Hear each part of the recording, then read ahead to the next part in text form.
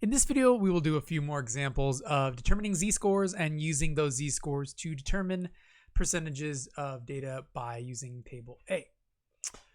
So let's return back to the Iowa scores example where we found that the mean score of Iowa test students was 6.84 and the standard deviation was 1.55. And let's use that to find particular information. So it asks us a few questions. What percent of students who took the Iowa vocabulary score scored lower than a 5, higher than an 11, and then what score marks the 90th percentile? So let's start with the first part of this. Who scored lower than a 5? So again, if we're kind of returning back to our step-by-step procedure, first thing we want to know is what is the z-score for these scores? So, again, it's helpful to note, okay, what's the mean?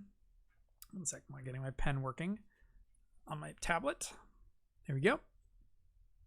The mean score, test score was 6.84, and the standard deviation was 1.55.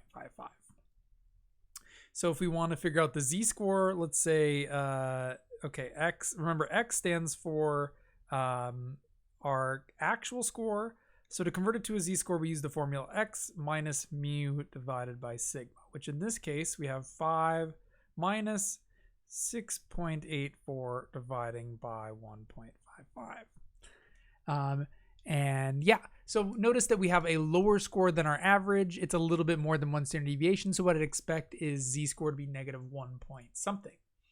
So go ahead and doing the math. 5 minus 6.84. I'm using parentheses to make sure the whole thing is being divided.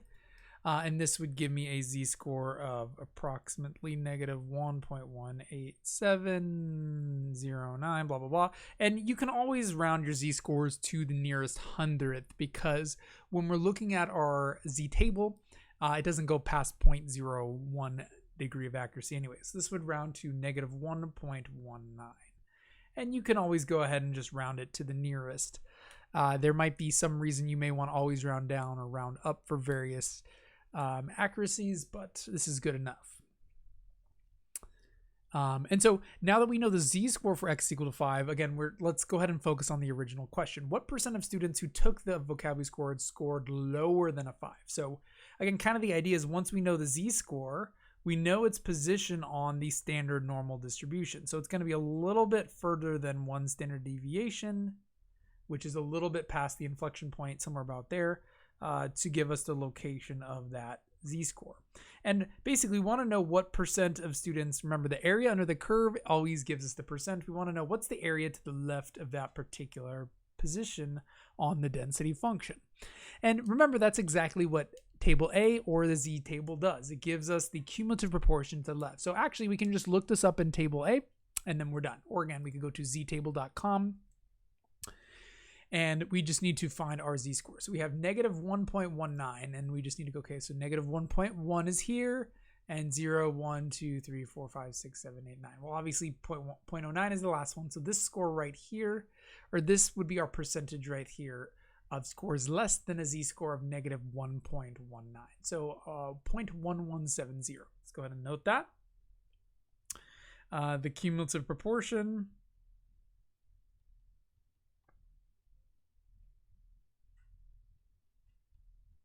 is 0.1190.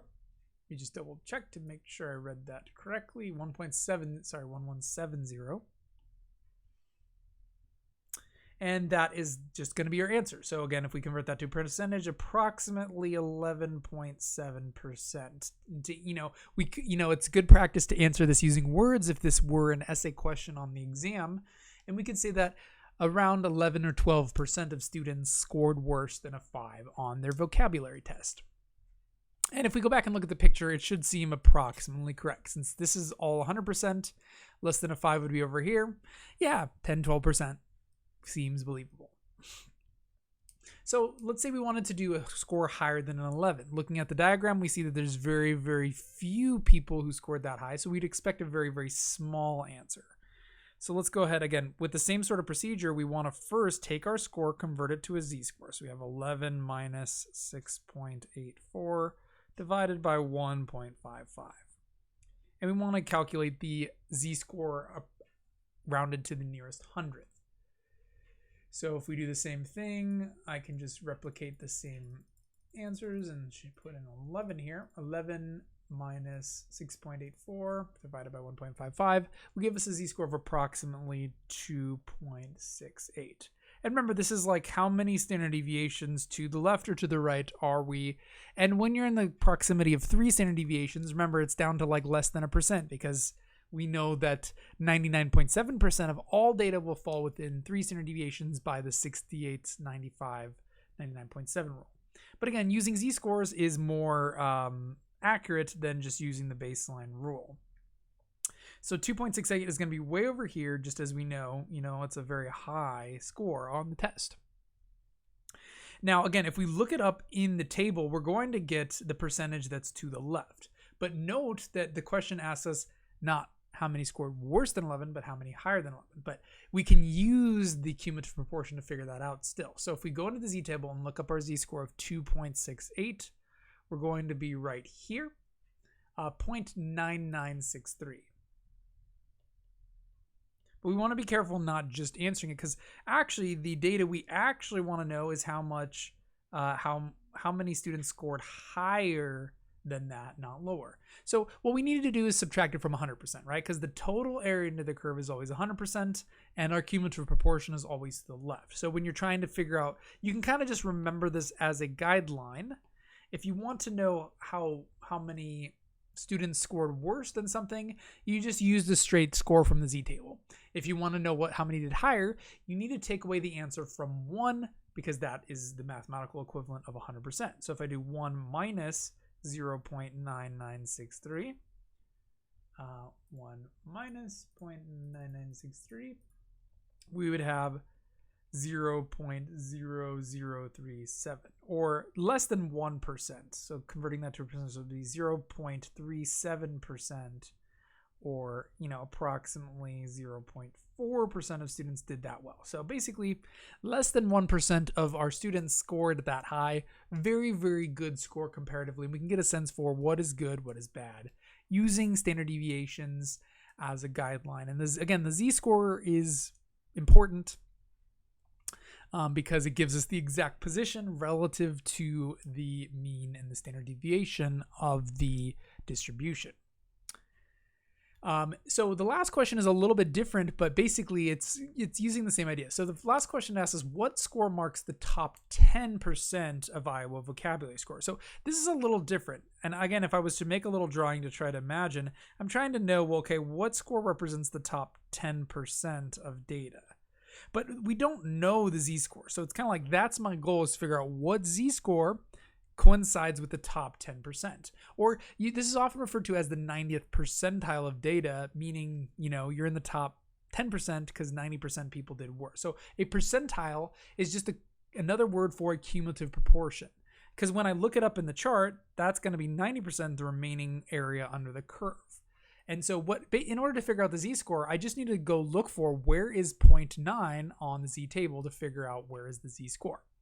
So looking at all of my numbers, I'm not looking at a z-score because I'm trying to figure out a z-score. I'm looking for where is 0.90. And the first place I see it is actually right here, right? Because I have 0.8997 and 0.90. The transition to more than 90% occurs right here. And that would be a z-score of 1.29. And you could actually memorize this because it will always be the same because it's standardized for any, but the 90th percentile is always the same as a z-score of 1.29. Cool. And now from here, if I wanted to know, well, what score represents that mark, I could do what we did a couple videos ago and convert this back to a normalized score. Because basically this would be the z-score, which outlines the 90th percentile. And now I want to use the formula x is equal to z sigma plus mu to get that back to original score. So I would do 1.29 times the standard deviation, and then add back in my mean, and this should give me my 90th percentile score. So let's do that.